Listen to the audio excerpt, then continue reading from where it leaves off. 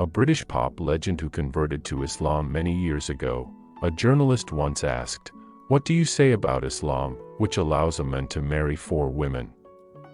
How can you accept something like this as a Western and illustrated musician?" He replied, "You claim to know my previous status.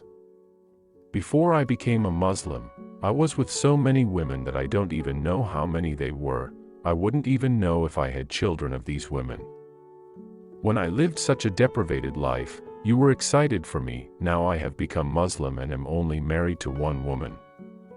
I don't intend on marrying a second either. Just as Islam orders and allows a man to marry up to 4 women, it also imposes a series of duties regarding women and children.